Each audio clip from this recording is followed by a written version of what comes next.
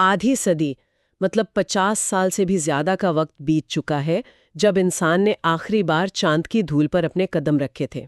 बिल्कुल। और वो ऐसा दौर था जब दुनिया ब्लैक एंड व्हाइट टीवी पर ये सब एक चमत्कार की तरह देख रही थी। हाँ, और उसके बाद से ना एक अजीब सा सन्नाटा है। मेरा मतलब है 1972 के अपोलो कार्यक्रम के बाद से इंसान चांद पर गया ही नहीं। सही कहा, एक बहुत लंबा ब्रेक लग गया। लेकिन आज हमारे सामने नासा के कुछ बहुत ही दिलचस्प तकनीकी दस्तावेज रखे हैं, साथ ही क्रू के इंटरव्यूज और कुछ अहम रिसर्च नोट्स भी हैं। और आज के हमारा इस गहन विश्लेषण का मकसद सिर्फ इस नए आर्टेमिस 2 मिशन की तकनीक को समझना नहीं है। एकदम सही। हम ये डिकोड करेंगे कि हमारे स्रोत ऐसा क्यों मानते हैं कि अंतरिक्ष में जाने वाले ये 4 लोग इंसानियत का भविष्य हमेशा के लिए बदल देंगे। तो चलिए इसे समझते हैं। बिल्कुल। ये जो सन्नाटा टूट रहा है ना, ये अपने आप में एक बहुत बड़ी घटना है। मुझे भी ऐसा ही लगता है। हमारे पास जो रिसर्च है वो साफ दिखाती है कि आर्टेमिस 2 मिशन 60 के दशक के अपोलो युग का कोई रीमेक या सीक्वल नहीं है। मतलब ये कुछ अलग ही होने वाला है। हाँ, देखिए, हमने पिछले कुछ दशकों में इंटरनेशनल स्पेस स्टेशन के जरिए पृथ्वी की निचली कक्षा में काफी समय बिताया है, लेकिन पृथ्वी के सुरक्षित चुंबकीय घेरे को छोड़कर उस गहरे शून्य में वापस जाने का साहस इंसान अब कर रहा है। और अब तो तकनीक भी पूरी तरह बदल चुकी है। बिल्कुल, तकनीक बदल चुकी है, अंतरिक्ष यात्रियों का स्वरूप बदल चुका है, और सबसे अहम बात, वहां जाने का हमारा अंतिम लक्ष्य अब पूरी तरह से नया है। पता है, जब मैं इस पूरे मिशन को समझने के लिए हमारे नोट्स पढ़ रही थी तो मेरे दिमाग में एक अजीब सी एनालॉजी बन रही थी। कैसी एनालॉजी? जैसे मान लीजिए कि कोई इंसान पूरे 50 साल बाद अपने उस पुराने बचपन के घर वापस जा रहा है जिसे उसने बहुत पहले छोड़ दिया था। अरे वाह, ये तो बहुत सटीक उदाहरण है ना? मतलब घर तो वही है, चांद वही है, लेकिन इस बार वो इंसान अकेला नहीं जा रहा है, वो एक बिल्कुल नया परिवार लेकर जा रहा है। और सिर्फ परिवार ही नया नहीं है, बल्कि वहां पहुंचने का जो रास्ता है वो भी बदल गया है। हाँ, गाड़ी का इंजन और वहां जाकर बसने का पूरा नजरिया पूरी तरह से नया है। अगर हम इसे बड़े परिप्रेक्ष्य में देखें तो ये एनालॉजी हालात को बहुत अच्छे से स्पष्ट करती है। जाने वाले लोग और उनके इरादे एकदम नए हैं। तो अगर हम सबसे पहले इस रास्ते और गाड़ी की ही बात करें, मतलब मिशन के तकनीकी स्वरूप की। हाँ, तो हमारे दस्तावेज बताते हैं कि आर्टेमिस 2 का प्लान पहली नजर में थोड़ा अटपटा लग सकता है। अटपटा तो है, ये 10 दिन का आउट एंड बैक सफर होगा और इंसानियत के इतिहास में अब तक की सबसे लंबी दूरी तय की जाएगी। लेकिन सबसे चौंकाने वाली बात यह है कि ये 4 अंतरिक्ष यात्री चांद पर उतरेंगे ही नहीं। सच में? वे लूनर ऑर्बिट में भी प्रवेश नहीं करेंगे? मतलब चांद की कक्षा में भी नहीं जाएंगे। वे बस चांद के उस अनदेखे हिस्से से, जिसे फार साइड कहते हैं, वहां से एक फ्लाई बाय करेंगे। हाँ, कुछ दुर्लभ तस्वीरें लेंगे और सीधे पृथ्वी की ओर वापस मुड़ जाएंगे। अब यहाँ मेरा एक सवाल है, अगर 1969 में इंसान चांद पर उतर चुका है, वहां गोल्फ तक खेल चुका है, हाँ बिल्कुल, तो अब बिना उतरे सिर्फ एक चक्कर लगाकर वापस आ जाने को इतनी बड़ी उपलब्धि क्यों माना जा रहा है? ये सवाल बहुत लोगों के मन में आता है। मतलब क्या ये ऐसा नहीं है कि आप ड्राइव करके किसी बहुत शानदार रेस्टोरेंट तक जाएं, बाहर से मेन्यू देखें और बिना खाना खाए वापस घर आ जाएं? सुनने में तो ये महज एक ट्रिप लग सकता है, लेकिन अगर हम इसके पीछे की इंजीनियरिंग और भौतिकी को समझें तो ये सिर्फ मेन्यू देखकर वापस आना नहीं है। तो फिर ये क्या है? ये उस रेस्टोरेंट की नींव और उसके सुरक्षा तंत्र को टेस्ट करने की एक बहुत जटिल प्रक्रिया है। हमारे तकनीकी नोट्स बताते हैं कि ये मिशन एक फ्री रिटर्न ट्रेजेक्ट्री का इस्तेमाल करेगा। फ्री रिटर्न ट्रेजेक्ट्री, इसका क्या मतलब हुआ? इसका मतलब है कि ओरियन स्पेसक्राफ्ट पृथ्वी से उड़ेगा, चांद के पीछे जाएगा और चांद का गुरुत्वाकर्षण उसे गुलेल की तरह वापस पृथ्वी की तरफ फेंक देगा। अरे वाह! तो इसका मतलब है कि चांद के पीछे जाने के बाद उन्हें वापस लौटने के लिए अपने मुख्य इंजन को चालू करने की जरूरत ही नहीं पड़ेगी। बिल्कुल नहीं, चांद की ग्रेविटी ही उन्हें घर वापस ले आएगी। एग्जैक्टली। और ठीक यही इस मिशन की सबसे बड़ी सुरक्षा खूबी है। कैसे? देखिए, गहरे अंतरिक्ष में जहां कोई रेस्क्यू टीम नहीं आ सकती, वहां अगर स्पेसक्राफ्ट का इंजन फेल भी हो जाए तो भी भौतिकी के नियम उन्हें सुरक्षित पृथ्वी के वायुमंडल तक वापस ले आएंगे। मतलब ये 10 दिन का मिशन कोई पिकनिक नहीं है? बिल्कुल नहीं, ये एक अकल्पनीय क्रैश टेस्ट है। 60 के दशक की तकनीक और आज की तकनीक में जमीन आसमान का फर्क है। हाँ, मैंने पढ़ा था कि आज हमारे पास जो ओरियन कैप्सूल है उसे वैन एलन रेडिएशन बेल्ट्स के भयानक रेडिएशन के बीच से गुजरना है। सही कहा, ये पृथ्वी के चारों ओर मौजूद वो चुंबकीय क्षेत्र है जहां सूरज और गहरे अंतरिक्ष से आने वाले खतरनाक कण फंसे होते हैं। और हमारे स्रोतों में एक जगह इस परीक्षण को लेकर एक बहुत ही दिलचस्प बात लिखी है। क्या बात है वो? वे खाली कैप्सूल को तो पहले ही टेस्ट कर चुके हैं, लेकिन जब अंदर इंसान बैठे हों तो हालात बिल्कुल बदल जाते हैं। जाहिर सी बात है। मतलब कल्पना कीजिए कि 4 वयस्क इंसान एक छोटे से बाथरूम जितने आकार के कैबिन में 10 दिन तक बंद है। हाँ, वे सांस ले रहे हैं, कार्बन डाइऑक्साइड छोड़ रहे हैं। उनके शरीर से गर्मी निकल रही है और वे नमी पैदा कर रहे हैं। इतने छोटे और पूरी तरह से सील किए गए डब्बे में जीवन रक्षक प्रणाली पर जो दबाव पड़ेगा ना, उसे कंप्यूटर सिमुलेशन में पूरे तरह से नहीं परखा जा सकता। एकदम सही। और यही कारण है कि ये टेस्ट इतना जरूरी है। आर्टेमिस 2 का मुख्य उद्देश्य ये साबित करना है कि क्या ये लाइफ सपोर्ट सिस्टम इंसानों को इतने गहरे अंतरिक्ष में जीवित रख सकता है। तो ये सिर्फ एक फ्लाई बाय नहीं है? बिल्कुल नहीं। नासा के दस्तावेजों में स्पष्ट है कि ये मिशन 2027 में होने वाली एक जटिल डॉकिंग प्रक्रिया और 2028 की लूनर लैंडिंग के लिए एक तैयारी है, जिसे आर्टेमिस 3 कहा जा रहा है। हाँ, ये मिशन उस लैंडिंग के हार्डवेयर और सॉफ्टवेयर को उनकी अंतिम सीमा तक धकेलने का काम करेगा। मतलब बिना इस 10 दिन के क्रैश टेस्ट के किसी भी इंसान को चांद की सतह पर उतारने का जोखिम लेना आत्महत्या जैसा होगा। बिल्कुल। ये वो नींव है जिस पर भविष्य का पूरा लूनर बेस और मंगल ग्रह के मिशन टिके होंगे। चलिए, मशीनों और गुरुत्वाकर्षण की बात तो हो गई, लेकिन हमारे रिसर्च टैग का जो दूसरा हिस्सा है ना, वो मुझे मशीनों से भी ज्यादा दिलचस्प लगा। आप क्रू मेंबर्स की बात कर रहे हैं? हाँ, उन इंसानों की प्रोफाइल जो इन मशीनों के अंदर बैठेंगे। यहाँ जो बात हैरान करने वाली है वो ये है कि ये क्रू अपोलो मिशन से कितना अलग है। बिल्कुल। जब हम अपोलो मिशन के आर्काइव को खंगालते हैं तो 60 के दशक में अंतरिक्ष में जाने वाले लोगों की एक बहुत ही टिपिकल छवि दिखाई देती है। हाँ, वे सभी श्वेत थे, सभी पुरुष थे और सभी मिलिट्री टेस्ट पायलट थे।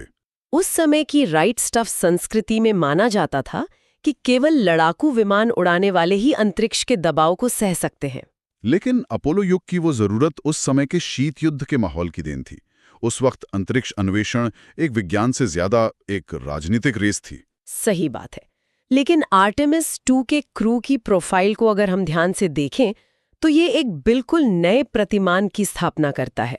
ये क्रू सिर्फ इसलिए विविध नहीं है कि देखने में अच्छा लगता है। तो फिर क्यों? क्योंकि गहरे अंतरिक्ष में स्थायी रूप से बसने के लिए हमें टेस्ट पायलट की सोच से आगे बढ़कर अलग अलग तरह की विशेषज्ञता की जरूरत है।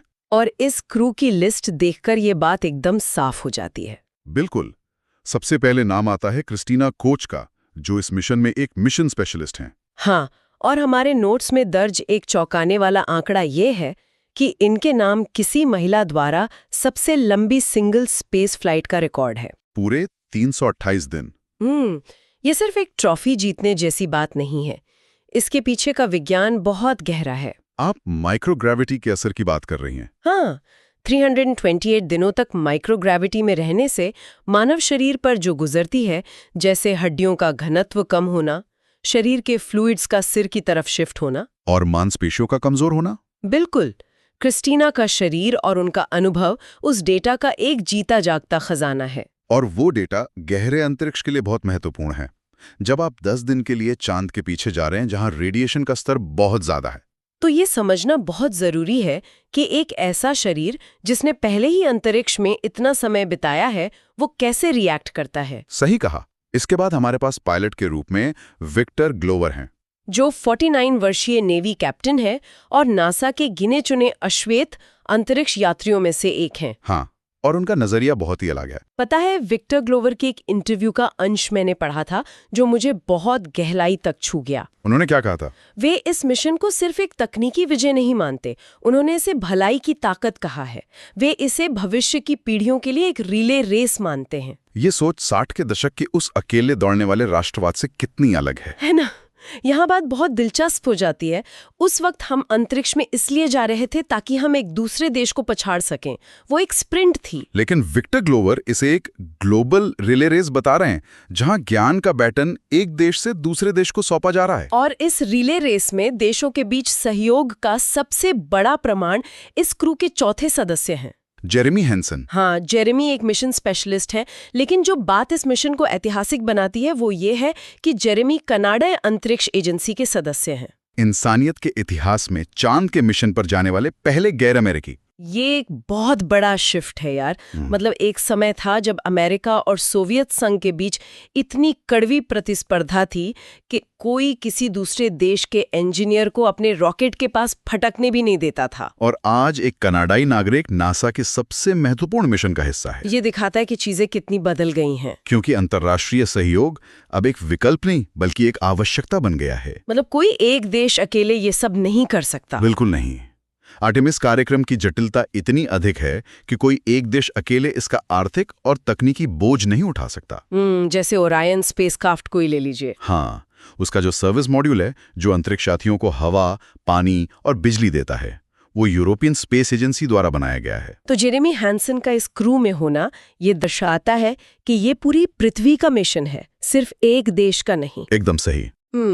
अब मशीनों की जटिलता और देशों के सहयोग से आगे बढ़कर जब हम इस रिसर्च स्टैक के सबसे निचले हिस्से में पहुंचते हैं ना, तो वहां इंसान का सबसे कमजोर और संवेदनशील पहलू सामने आता है। उनका डर, उनका दुख और इतने बड़े मिशन का अकल्पनीय मानसिक दबाव। इससे एक अहम सवाल उठता है कि क्या हम मनोवैज्ञानिक पहलू को अनदेखा कर रहे हैं? मुझे तो लगता है कि इस मिशन का मनोवैज्ञानिक पहलू इसकी भौतिकी से कहीं ज्यादा भारी है। अंतरिक्ष यात्रा के इतिहास में मनोवैज्ञानिक पहलू को हमेशा तकनीक के पीछे छिपा दिया जाता था। लेकिन इन अंतरिक्ष यात्रियों के व्यक्तिगत संघर्ष बहुत गहरे हैं। इस क्रू के कमांडर रीड वाइजमैन की कहानी इसका सबसे ज्वलंत उदाहरण है। बिल्कुल। कागज पर देखा जाए तो वे 50 वर्षीय रिटायर्ड नेवी कैप्टन और पूर्व नासा चीफ एस्ट्रोनॉट हैं। एकदम परफेक्ट और सख्त कमांडर वाली छवि। हाँ, लेकिन हमारे स्रोतों में उनके हालिया इंटरव्यू एक अलग ही तस्वीर पेश करते हैं।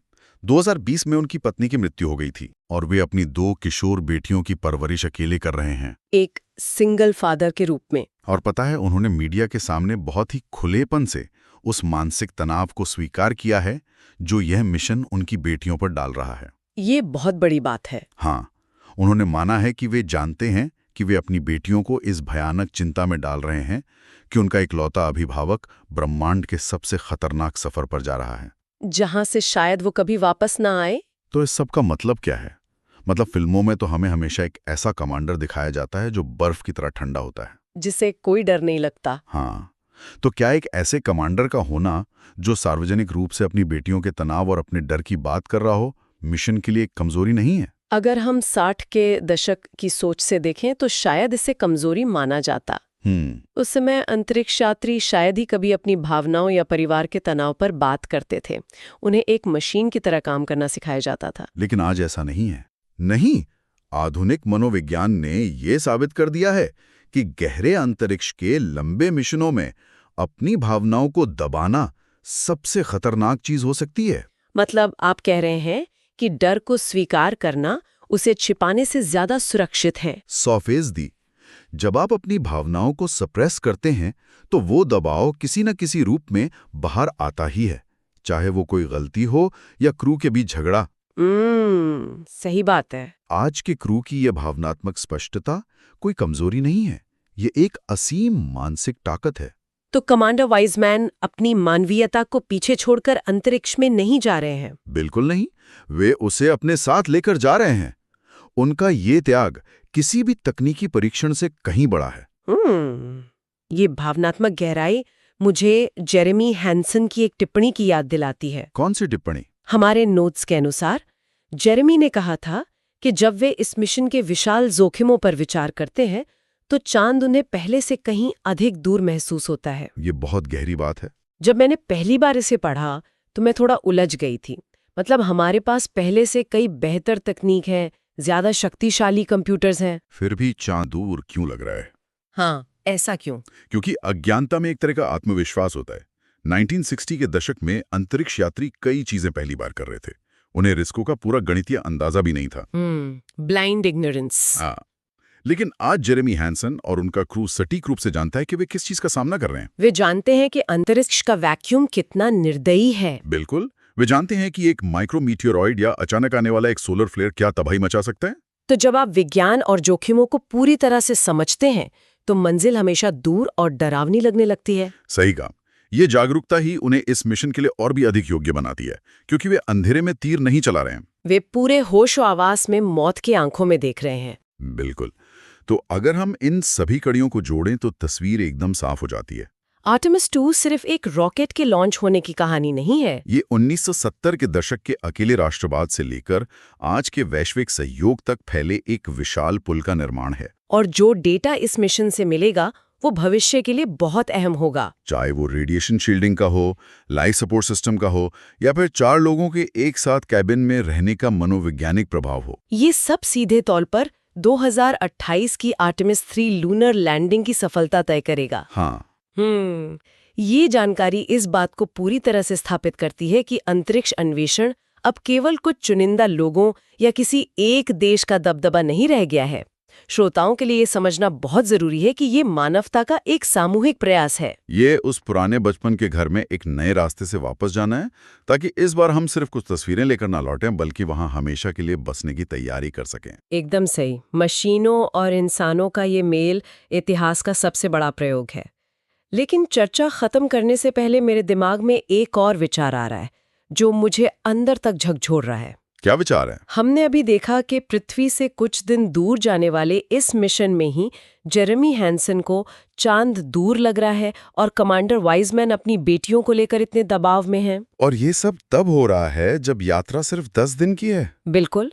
इस सफर में तो वे अंतरिक्ष यान की खिड़की से हमारी नीली पृथ्वी को एक बड़े और सुरक्षित गोले के रूप में देख पाएंगे। हाँ, पृथ्वी नजरों के सामने होगी। तो जरा सोचिए कि उस दिन मानवीय भावनाओं का असली इम्तिहान कैसा होगा जब इंसान चांद से आगे बढ़कर मंगल ग्रह की ओर निकलेगा। वह बहुत ही डरावना होगा। वो यात्रा कुछ दिनों की नहीं बल्कि महीनों की होगी, शायद सालों की। और उस लंबी अंधेरी यात्रा में जब वे खिड़की से बाहर देखेंगे तो हमारी पृथ्वी सिर्फ एक धुंधले नीले बिंदु जैसी दिखाई देगी। एक पेल ब्लू डॉट जिसमें उनके बच्चे, उनका घर और पूरी दुनिया बसी है। वो तारों के बीच कहीं खो रही होगी।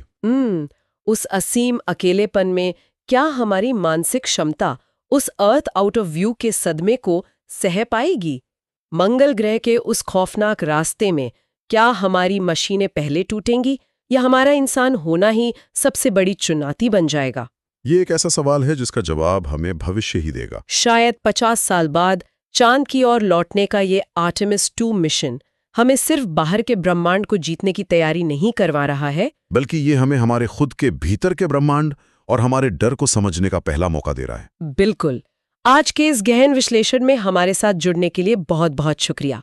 विज्ञान, अंतरिक्ष और मानवीय संघर्ष से जुड़ी ऐसी ही और विस्तृत चर्चाओं के लिए हमारे साथ बने रहें।